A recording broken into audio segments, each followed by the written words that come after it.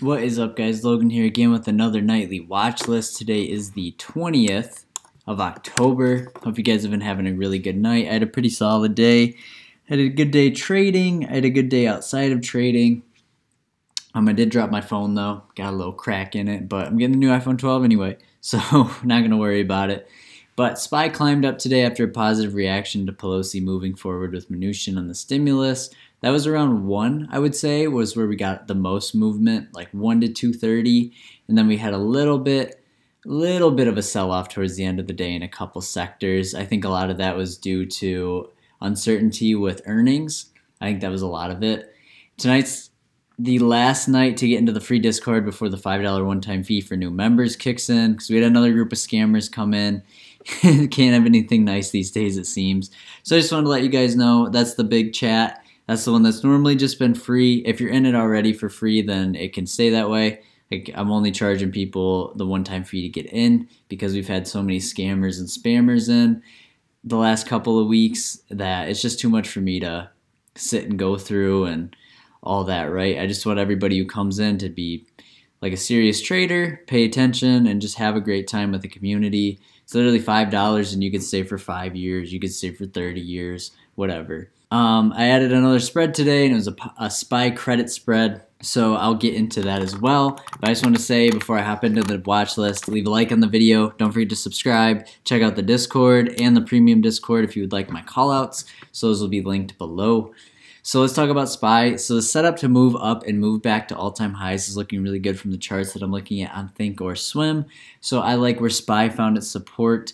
I think we're going to see more of a bullish movement, of course, unless we get some really crazy news. But I like SPY. I also like TQQQ here. I think it's really cool. I like how these stocks are moving. SPY is showing a lot of strength overall. I know that the Pelosi Mnuchin stimulus news helped us out a little bit today, and we had a lot of uncertainty in the morning, so that's why the market was moving sideways. And I know around noon it started to pick a direction. And today was a really interesting, volatile day, to where even if you bought something at 10, it could have had a completely different reaction than if you were buying something at noon. So that's why I hopped into another spread, was because I wanted to make some plays and counter the volatility.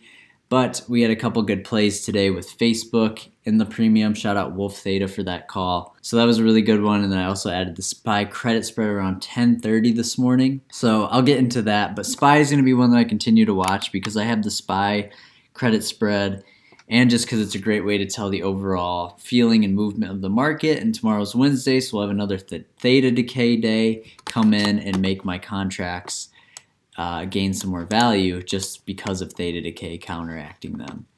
So I want to talk about Amazon as well. So earnings are around the corner. It was up and down all day today.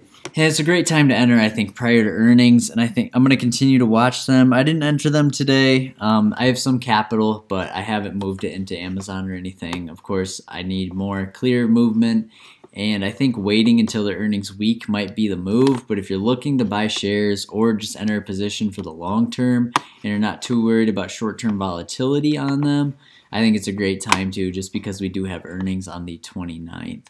So I'm going to continue to watch Amazon. I really like them as a stock, as you guys know, and they killed it on Prime Day. So I think when we get their earnings for the quarter, it's going to blow out of the water. But it's also pretty risky to play earnings on, just like Tesla. So keep that in mind. Snap. Let's talk about Snapchat. They had great earnings, which I expected. I used to run ads on Snapchat for my business a lot. And the guy on the phone would always tell me about how much more money they were making this year than the last couple of years. And man, this is the first time that their stock price reflected the good news. So shout out to my man over at Snapchat that was telling me all that news. This was a couple months ago, probably like 6 months ago. I was talking to him about running more ads. And he was just telling me like, yeah, this was the best year for it. And he thinks they have tremendous growth going. So they made a good amount of revenue from their users. This is one of the most underrated stocks out there, but it is a slow mover. But I used to trade them when they were $6 a share. Back when I first started trading in 2018, it was right when the government shutdown happened, and they hit 5. I hopped in at 6 and sold at 8, and then I would hop in at like 10 and sell at 13. So they've come a long way. And back then I was only trading with like $1,000, so I wasn't out here as big as my account is today, because I was just getting a feel for things. So I'm really proud of Snapchat. They're $32 a share now, and now they're matching up with all the other social media. So it's really cool to see. Let's talk about Tesla. So their earnings are coming up tomorrow after hours. So I'm going to look at the volume on the following day to potentially play something on Thursday. They usually sell off after their earnings. I know they did last earnings. Don't play them because of implied volatility crush. It happens nearly every time. Tesla even jumped $100 a share at the last earnings, and people woke up with contracts down 40%, 50%. And those weren't when Tesla premiums were cheap. Those were when Tesla premiums were like $1,200 if you played super, super far out of the money, and like $8,000 if you didn't. So it was really crazy to see. So I just want to let you guys know about that. And Netflix, just like I said yesterday, they have their earnings. And like I said, their puts go hard after their earnings. They had their earnings call today. They dropped 11% after their last earnings. They fell $25 today. So that's a really similar movement. I think this time it was 6 to 8% of a drop. But man, they fell off a cliff. So I might have a play on them tomorrow. I'm going to check their movement, their volume. But Netflix fell off a cliff. It really did. And I talked about it yesterday. My fill didn't go through because I was going to make the call out for like a risky, because earnings are always 50-50, right? That's closer to gambling than actually trading is playing earnings, but the returns can be really, really nice if it works out. So that was something that I was paying attention to. I could not get my contracts to fill, but I wasn't going to play it too big either. I was trying to find more of an out-of-the-money put that was a lot cheaper so I could play it small, just so if I woke up and my contract was worthless, I wouldn't get upset. But I didn't play it either way, and I'm just kind of happy I did because it kept my money safe either way, because if Netflix did post good earnings and let's say they jumped $20 a share, then I would wake up to almost a worthless position. So that's what I wanted to do, just to protect myself. So let's talk about my plays. I have 3 contracts of this TQQQ put credit spread. I think they ended the day at 139, and after hours they're 140.30.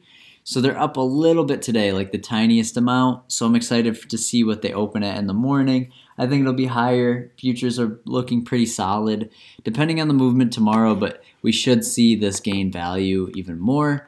And then we also have my 336, 330 SPY put credit spread that also expires Friday. So I hopped into this. It has a chance at a $49 credit by expiring on Friday. So I'm excited to see what we got looking at in the morning, but SPY is pretty strong right now, and I know it's up there. I think it's 344 at close or 345. So we're going to continue to watch SPY, and I like the spot that it's at. I think we're going to see a little bit more upside this week, and I think we should get good returns out of these. But I'll continue to mitigate my risk, but I'm excited to see how the theta decay helps us here. But like I said, we had a big green account day. I think I was up over 1,000 at one point. So if the spreads that I'm playing expires at 100% return this week, I will see 232 in credit this week with 2,400 locked in collateral. So I'm very excited to see how the market continues to move. And this has really shifted my mindset as well on how stock movement works when it comes to ETFs. So I've never watched ETFs this close before, just because I have spreads going, and it really, really makes me feel like I have a better understanding of the market when I'm playing credit spreads.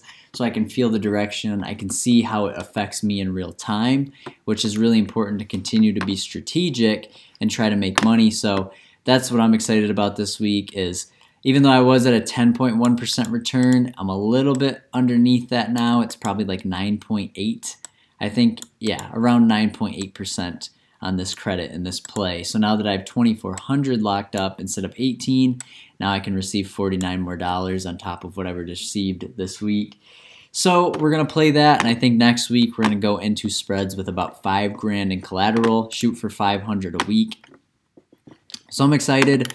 And I just want to talk to you guys about that, though. So watch Snapchat tomorrow. There's a couple other stocks I'll be posting and talking about. And make sure you join the Discord tonight, because tomorrow we're going to take it just with the $5 entry fee if you've never entered before. But if you're in it, you know, you're fine. You're going to be fine. You don't have to pay.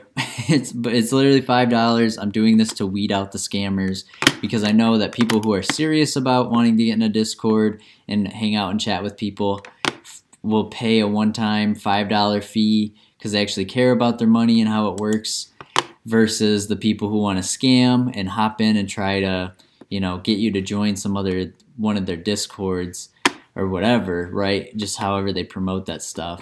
And that's why, you know, $5 is small enough to where it'll keep them away from trying to hop in and scam with their whole team of scammers or whatever. So I just want to say that, but I really appreciate you guys for making it this far. Keep your head up in the game. This market's going to be crazy. This week's all earnings week, so you could see big gap ups and gap downs. Just be careful, know what the positions you're in, and just watch the movement.